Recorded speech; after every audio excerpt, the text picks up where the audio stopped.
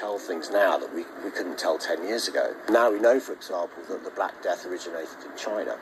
And what we can do with these skeletons, we can take a tiny sample, say, from the teeth, and look at the DNA, at the pathogen, and fit it into that picture. We've got a 16th century burial ground existing right below our feet in the road here, about 2 meters from where we're standing. Are the skeletons of perhaps up to 4,000 people who lived and died in the 16th and 17th centuries. A few moments later. Specifically, 2 years later, Madagascans digging up relatives who died from the Black Death and dancing with corpses risk spreading the plague. Families digging up corpses of relatives killed by the Black Death to dance with them in an ancient ritual are spreading the plague, officials say.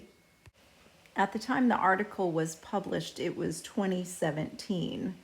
They stated there are fears the infectious disease could spread via air and sea travel from the island in the Indian Ocean, as hospitals in places popular with British tourists have been told to expect new cases there. At that time, in 2017, the World Health Organization had identified 9 countries and territories as priority countries for plague preparedness and readiness. In July of 2021, the University of Oxford let people know they were in the process of creating a remedy should this happen again. And now, in January of 2025, the CV scientists developed the bubonic plague jab ahead of the next pandemic. Scientists at Porton Downs Defense Science and Technology Laboratory have warned we are at risk of a superbug plague evolving, and that is because there are antibiotic-resistant strains which have already been discovered in Madagascar and Peru. Madagascar is the place where they were afraid bringing up the bodies of their relatives who died might start spreading it. They say the growing threat of antimicrobial resistance is expected to claim 39 million lives globally by 2050.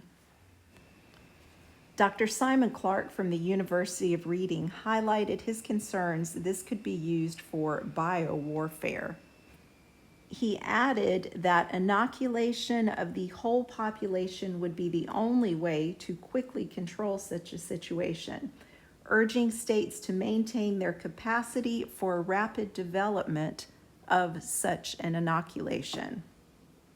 So how long would that take? mRNA technology has enabled them to have a 100-day mission.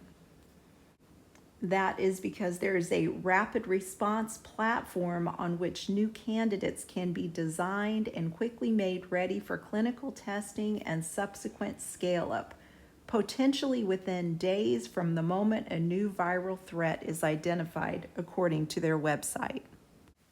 You know, it's so easy to blame other people for things. We can say we aren't growing spiritually because we have too much going on to devote much time to the Bible.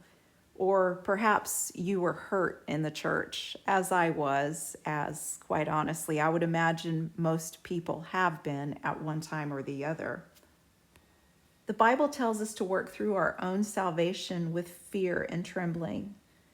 It reminds us that the gate is narrow, the way and the path are narrow, and there are few who find it.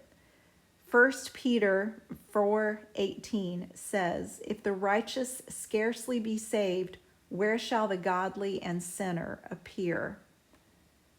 If the righteous are scarcely saved, that is quite frankly terrifying, and it should terrify every one of us.